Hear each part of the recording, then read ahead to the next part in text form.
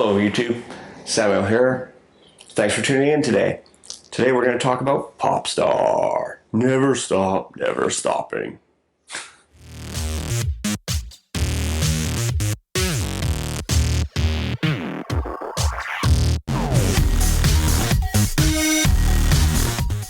Thanks for tuning in, and I'd like to remind you to subscribe. It takes no time at all, and if you've tuned into this video, chances are you might want to see another one.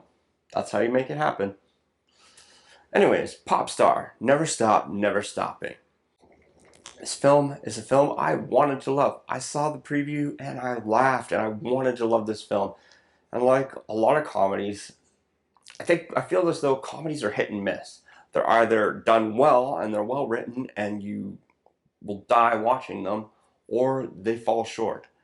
I think the trouble is that some of them rely on one-liners just a little bit too much and don't develop the story well enough. I love Andy Samberg on Brooklyn Nine-Nine and The Lonely Island and his SNL skits. All those things have taken the time to go through them and make sure that they were written well. This film really felt like it was just a pet project done on a whim, filled with half ideas that were pulled out of a notebook somewhere, and that no editing was really done to it. It was just like, oh, let's throw this in there, and that'll be funny, and throw this in there, and that'll be funny, and now we'll just write this stuff in there just to be, connected up, and it will not worry if it makes sense or not.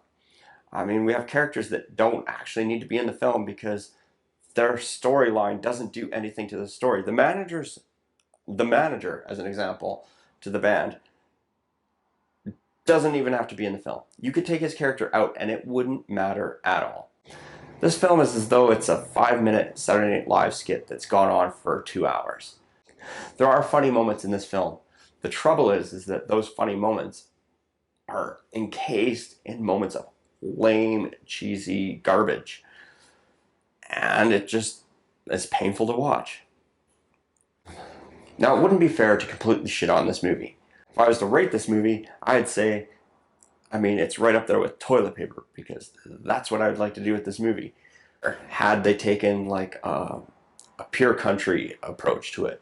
Pure Country was a movie in the 90s that starred George Strait, a country singer, who became famous, became disenchanted with that fame, and ran away to refine his roots before coming back and re-embracing who he was. I feel if they had taken that premise and used it to Popstar, it would have been more interesting, because there's something interesting about somebody who's famous who doesn't want to be famous anymore, who's forgotten why they got involved in this in the first place. And although this story arc does have that same sort of thing, he's lost his way, it's not the same as not wanting to be famous, because the whole thing is he wanted to be famous and he lost sight of what was important in his life because of fame.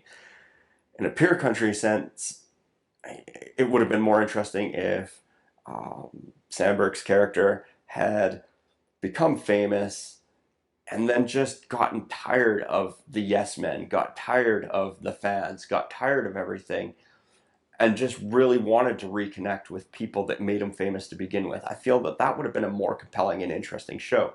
Something I did like about the show, though, was its mockumentary style and its attention to, it kind of makes fun of reality TV and things like YouTube and Snapchat and all the ways that we interact by not interacting. I thought that was an interesting premise. I just felt that it could have been executed better. Have you seen Popstar, Never Stop, Never Stopping? Let me know in the comments below. Also, this movie comes dangerously close to being a movie that might be a guilty pleasure to watch. If it happens to be one for you, let me know. Or alternatively, let me know a movie that is a guilty pleasure movie for you to watch. Thanks for tuning in. As always, subscribe. Here's my latest video. Here's another video you might like. And we'll see you next time.